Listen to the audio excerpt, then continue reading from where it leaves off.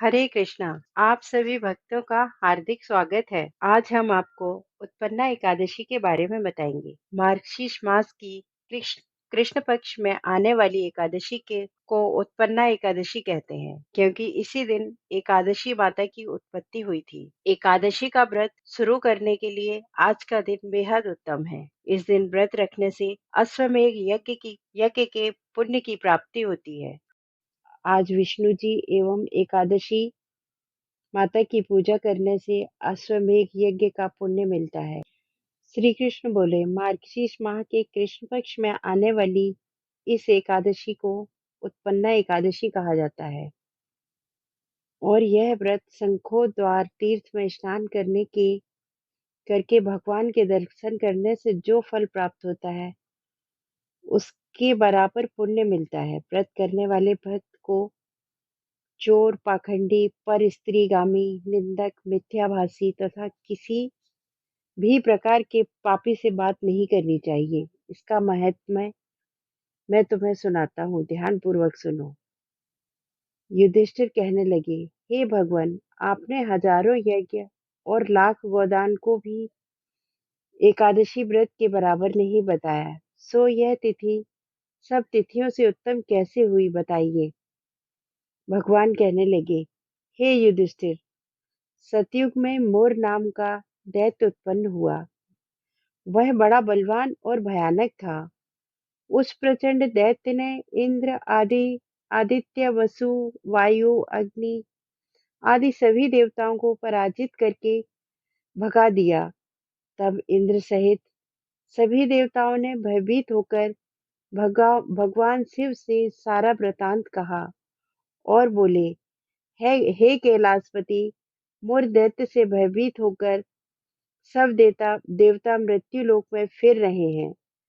तब भगवान शिव ने कहा, हे देवताओं, तीनों लोकों के स्वामी, भक्तों के दुखों का नाश करने वाले भगवान विष्णु की शरण में जाओ।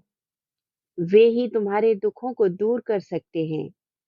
शिव जी के ऐसे वचन सुनकर सभी देवता क्षीर सागर में पहुंचे।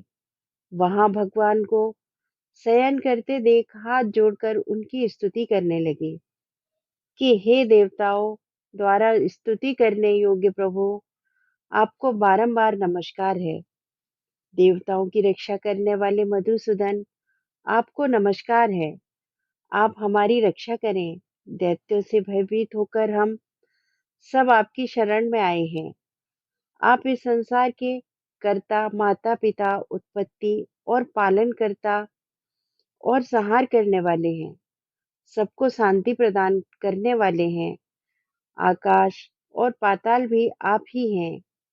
सबके पितामह ब्रह्मा, सूर्य, चंद्र, अग्नि, सामग्री, होम, आहुति, मंत्र, तंत्र, जप, यज्ञमान, यज्ञ, कर्म, कर्ता, भोक्ता भी आप ही हैं। आप सर्वव्यापक हैं। आपके सिवा तीनों लोकों में चर तथा अचर कुछ भी नहीं है। हे भगवान, दैत्यों ने हमको जीतकर स्वर्ग से भ्रष्ट कर दिया है और हम सब देवता इधर उधर भागे भागे फिर रहे हैं। आप उन दैत्यों से हम सबकी रक्षा करें। इंद्र के ऐसे वचन सुनकर भगवान विष्णु कहने लगे, हे इंद्र, ऐसा मायावी दैत्य कौन है जिसने सब देवताओं को जीत लिया है? उसका नाम क्या है? उसमें कितना बल है और किसके आश्रय में है तथा उसका स्थान कहाँ है? यह सब मुझसे कहो। भगवान के ऐसे वचन सुनकर इंद्र बोले, भगवन, प्राचीन समय में एक नाड़ी जंग नामक राक्षस था। उसके महापराक्रमी और लोक विख्यात मुर नाम का एक पुत्र हुआ। उसकी चंद्रावती नाम की नगरी है। उसी ने सब देवताओं को स्वर्ग से निकालकर वहां अपना अधिकार जमा लिया है। उसने इंद्र, अग्नि, वायु, वरुण, यम, ईश, चंद्रमा, नैनत्य आदि सबके स्थान पर अधिकार कर लिया है। सूर्य बनकर स्वयं ही प्रकाश करता है, स्वयं ही मेघ बन बैठा है और सबसे अजेय है। हे असुर निकंदन, उस दुष्ट को मारकर देवता को अजय बनाइए। यह सुनकर भगवान ने कहा, हे देवताओं, मैं शीघ्र ही उसका संहार करूंगा। तुम चंद्रावती नगरी जाओ। इस प्रकार कहकर भगवान सहित सभी देवताओं ने चंद्रावती नगरी की ओर प्रस्थान किया। उस समय जब दैत्य मुर सेना सहित युद्ध भूमि में गरज रहा था, उसकी भयानक गर्जना सुनकर सभी देवता भय के मारे चारों दिशाओं में भागने लगे।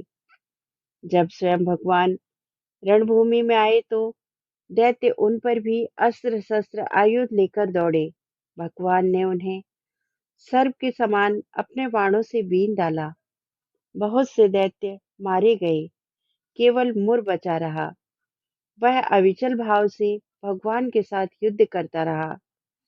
भगवान जो जो भी तीक्ष्ण वार चलाते, वह उनके लिए पुष्प सिद्ध होता। उसका शरीर छिन्न छिन्न भिन्न हो गया, किंतु वह लगातार युद्ध करता रहा। दोनों के बीच मल्लयुद्ध भी हुआ। 10,000 वर्ष तक उनका युद्ध चलता रहा, किंतु मुर नहीं मरा। थककर भगवान बद्रिकाश्रम चले गए। वहां हेमवती नामक सुंदर गुफा थी। उसमें करने के लिए भगवान उसके अंदर प्रवेश कर गए। यह गुफा 12 योजन लंबी थी और उसका एक ही द्वार था। विष्णु भगवान वहां योग निद्रा की गोद में सो गए। मुर भी पीछे पीछे आ गया और भगवान को सोया देखकर मारने को उद्यत हुआ। तभी भगवान के शरीर से उज्जवल कांतिमयी रूप वाली देवी प्रकट हुई। देवी ने राक्षस मुर को ललकारा, युद्ध किया और उसे तत्काल मौत के घाट उतार दिया। श्रीहरि जब योग निद्रा की गोद से उठे तो सब बातों को जानकर उस देवी से कहा कि आपका जन्म एकादशी के दिन हुआ है, अतः आप उत्पन्ना एकादशी से पूजित होंगी। आपके भक्त वही होंगे जो मेरे भक्त हैं। जय श्री हरि विष्णु भगवान की।